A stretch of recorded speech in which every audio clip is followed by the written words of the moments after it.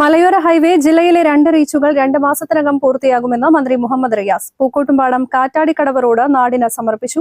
പൂക്കോട്ടുംപാടം തമ്പുരാട്ടിക്കല്ല് റോഡിന്റെ ആദ്യ റീച്ച് പൂക്കോട്ടുംപാടം കാറ്റാടിക്കടവ് വരെയുള്ള ഭാഗം മന്ത്രി മുഹമ്മദ് റിയാസ് ഉദ്ഘാടനം ചെയ്തു.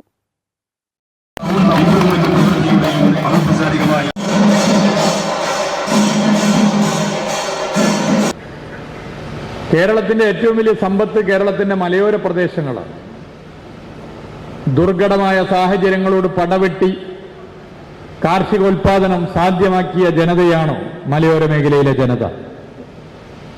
അവരുടെ ഏറ്റവും പ്രധാനപ്പെട്ട ആവശ്യങ്ങളൊന്നാണ് നല്ല റോഡ് എന്നുള്ളത്.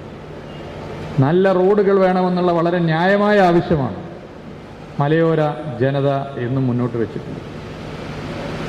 കാർഷിക ഉൽപ്പന്നങ്ങളുടെ നീക്കം സാധ്യമാകും, കൃഷി അഭിവൃദ്ധിപ്പെടും, കൂടുതൽ കൃഷി അനുബന്ധ വ്യവസായങ്ങൾ വരും, കൂടുതൽ വിനോദസഞ്ചാരങ്ങളെത്തും. ഇതാണ് വിനോദസഞ്ചാരികൾ കൂടുതൽ എത്തുന്നതിന് ഉൾപ്പെടെ മികച്ച റോഡുകളെന്ന് പൊതുവെ ജനങ്ങൾ കാണുന്നത്. ഈ സാധ്യതകളെ വിനിയോഗിക്കാൻ മലയോര ജനതയ്ക്ക് അവകാശമുണ്ട്. അതുകൊണ്ടാണ് 2016 അധികാരത്തിൽ വന്ന സർക്കാർ മലയോര ഹൈവേ പദ്ധതിക്ക് രൂപം നൽകിയത്.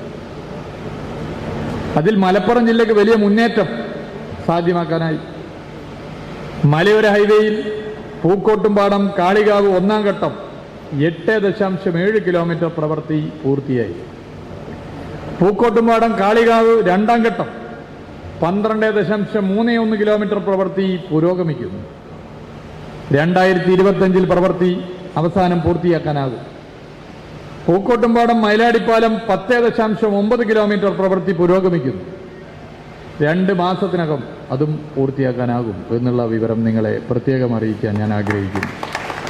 8.7 കിലോമീറ്റർ നീളമുള്ള കാളികാവ് കരുവാരക്കുണ്ട് റീച്ചാണ് പണി പൂർത്തിയായത്. 10.9 കിലോമീറ്റർ നീളമുള്ള പൂക്കോട്ടുംപാടം മൈലാടി റീച്ച് 2 മാസത്തിനകവും 12.31 കിലോമീറ്റർ നീളമുള്ള പൂക്കോട്ടുംപാടം കാളികാവ് റീച്ച് ഈ വർഷ അവസാനത്തോടെയും പൂർത്തിയാക്കും. ജില്ലയിലെ ആകെ 69.5 കിലോമീറ്റർ മലയോര ഹൈവേയിൽ ബാക്കിയുള്ള 3 റീച്ചുകൾ ടെൻഡർ എസ്റ്റിമേറ്റ് നടപടികളിലാണെന്നും മന്ത്രി പറഞ്ഞു. കേരള റോഡ് ഫണ്ട് ബോർഡ് 63.40 കോടി രൂപ ചെലവിലാണ് 15 കിലോമീറ്റർ ദൂരമുള്ള പൂക്കോട്ടുംപാടം കാറ്റാടിക്കടവ് റീച്ച് 1 പൂർത്തീകരിച്ചത്.